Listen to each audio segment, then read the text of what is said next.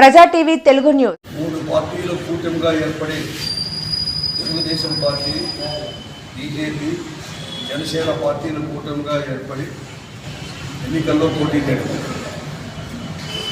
ఎన్నికల ముందేమో 3 పార్టీలు కలిపి ప్రచారం మొదలుపెట్టారు.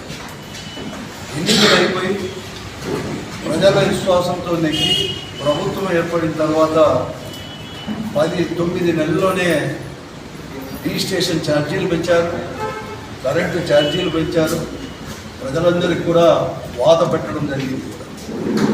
ఇవే కాకుండా ఈరోజు ఎక్కడ కానీ ఒక హామీని కూడా పూర్తిగా నెరవేర్చలేని పరిస్థితిలో 9 నెలలు కూడా గడిచాయి.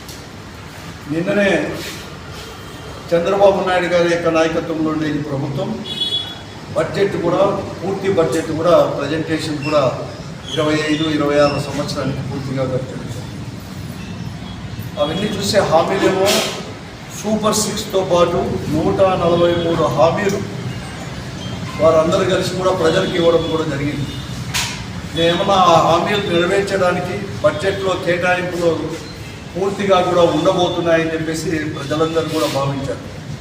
కానీ ఏదైతే చంద్రబాబు నాయుడు తన యొక్క సహజ శైలితోనే ఏదైతే షూరిటీ అనేది ప్రజలకు ఇచ్చాడో, గ్యారెంటీ ఇచ్చాడో, ఎన్నికల్లో మాత్రం మోసం మాత్రం గ్యారెంటీ అనేది మరొక వారు కూడా నిరూపించుకున్నారు. నిన్న బడ్జెట్ వాళ్ళు ప్రజెంటేషన్ అన్నీ కూడా పరిశీలిస్తుంది. అన్నీ కూడా అరవడం నిధులే కూడా 140 హామీల పైన కూడా ఇస్తే ఏ హామీ కూడా తీసుకోకుండా కేవలం ఒక 2 హామీలు పెద్ద ఎత్తున వారు ప్రచారం చేసుకుంటా అనేది బడ్జెట్ ప్రజెంటేషన్ ఇంతనే ముఖ్యమంత్రి దగ్గర నుంచి ఉప ముఖ్యమంత్రి, మంత్రులు అందరూ కూడా ప్రచారం చేస్తారు. 2 హామీల గురించి పెద్ద ప్రచారం చేస్తారు. ఒకటి, ఆ రోజు జగన్మోహన్ రెడ్డి గారు ముఖ్యమంత్రిగా ఉన్నారు, ఏదైతే అమ్మఒడి ఇస్తున్నారో పేరు మార్చి తల్లికి వందనం అనే దాంట్లో కూడా మేము అనేది కూడా బడ్జెట్లో కూడా కేటాయించడం జరిగింది. మేము తల్లికి వందనం మే, జూన్లో కూడా ఇస్తామని కూడా బడ్జెట్ రచయిత చెప్తాము. అలాగే రైతులకు కూడా ఆ రోజు రైతు భరోసా ద్వారా జగన్మోహన్ రెడ్డి గారు ఇస్తుంటే ఈరోజు అన్నదాత సుఖీభవ పేట కూడా దానికి కూడా నిధులు కూడా కేటాయించినామని చెప్పేసి ఈరోజు చెప్తాము. మేము ఉంటే ఈరోజు వాళ్ళందరినీ కూడా నేను అడుగుతాను. ఈరోజు మీరు ఎన్టీఆర్ ఆ రోజు జగన్మోహన్ రెడ్డి గారు ముఖ్యమంత్రిగా ఉన్నప్పుడు 3,000 రూపాయల పెన్షన్తో 66 లక్షల మందికి, అంటే ఎన్నికల సమయంలో ఎన్నికలు అయిపోయినా కూడా 2025 మేలో ఎన్నికలు జరిగితే మే, జూన్లో కూడా 66 లక్షల మందికి కూడా మేము అనేది కూడా పెన్షన్లు ఇచ్చేవాళ్ళం. ఆ రోజు ఈ ప్రభుత్వం ఏర్పడిన తర్వాత కూడా జూన్లో కూడా 65 లక్షలకు పైబడి 65,70,000-72,000 మందికి కూడా పెన్షన్లు ఇవ్వడం జరిగింది. 4,000తో ఇవ్వడం జరిగింది. అలాగే జూలైలో కూడా. అలా చూస్తే ఫిబ్రవరి వచ్చాక ఏదైతే ఫిబ్రవరి అంటే ఈ సంవత్సరం ఫిబ్రవరిలో 1వ తేదీ వాళ్ళు పెన్షన్లు ఇచ్చింది 63,70,000 మందికో ఏమో కూడా ఇవ్వడం జరిగింది. 63,59,000 మంది మాత్రం ఫిబ్రవరిలో ఇవ్వడం జరిగింది.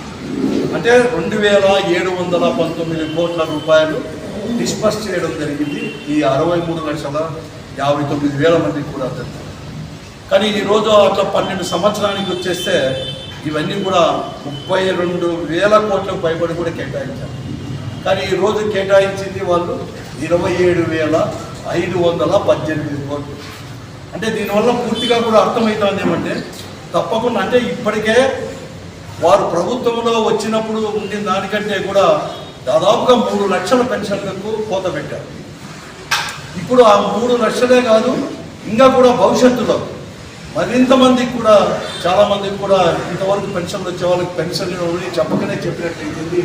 వారి యొక్క బడ్జెట్ కేటాయింపులు కూడా చూస్తారు.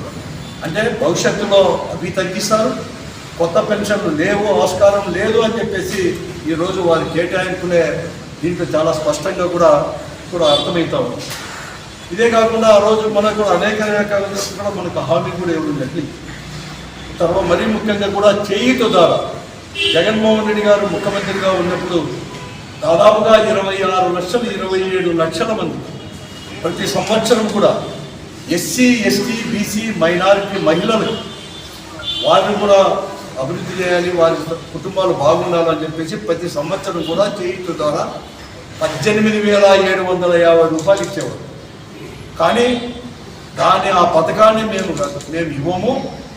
వాటికి బదులుగా ఈ ఎస్సీ, ఎస్టీ, బీసీ, మైనారిటీ మహిళలకు 50 సంవత్సరాల నుంచి 59 సంవత్సరాల వరకు, ఎందుకంటే 60 సంవత్సరాలకు ఎన్టీఆర్ భరోసా పెన్షన్ ఇవ్వబోతాం కాబట్టి 59 సంవత్సరాల వరకు కూడా మీరు ఇచ్చేది 18,750 అంటే నెలకు 1,550 రూపాయలు మాత్రమే వస్తుంది. కానీ మేము 4,000 ఎలా అయితే ఎన్టీఆర్ భరోసా కింద 4,000 రూపాయలు పెన్షన్ ఇస్తున్నాము, ఆ రకంగా మేము ఇస్తామంటే దాదాపుగా నాకు తెలిసేంత వరకు ఈ రాష్ట్రంలో ఎస్సీ, ఎస్టీ, బీసీ, మైనారిటీ అర్హత ఉండేవారికి, పెన్షన్ అర్హత ఉండేవారికి, అంటే పేదవారికి, తెల్ల కార్డు ఉండేవారికి ఈరోజు 18 లక్షలు తక్కువ కాకుండా ఉంటారు. ఆ 18 లక్షలకు కూడా బడ్జెట్లో కేటాయింపు లేదు. వాటిని గురించి కూడా ఈరోజు బడ్జెట్లో ఎక్కడ కానీ ప్రస్తావన కూడా తీసుకుని రాలేని పరిస్థితి కూడా ఈరోజు కూడా నిన్న ప్రవేశపెట్టిన బడ్జెట్లో కూడా ఈరోజు కూడా. ఇదే కాకుండా ఇంకోటి కూడా, ఆ రోజు మేము తల్లికి వందనం, అమ్మ ఒడి అని పేరు తీస్తా అంటే ఈరోజు తల్లికి వందనం అని పేరు మార్చి మేము కూడా ప్రతి నెలకు కూడా, ప్రతి సంవత్సరం కూడా, ఆ రోజు జగన్మోహన్ గారు ముఖ్యమంత్రిగా ఉన్నప్పుడు ఒక తల్లికి ఒక బిడ్డకు మాత్రమే ఇచ్చేవారు. ఎంతమంది బిడ్డలు చదువుకుంటూ ఉంటే 1వ తరగతి నుంచి ఇంటర్మీడియట్ వరకు చదువుతుంటే ప్రతి ఒక్కరికి కూడా తల్లికి వందనం పేరిట 15,000 ఇస్తామంటూ చెప్పడం.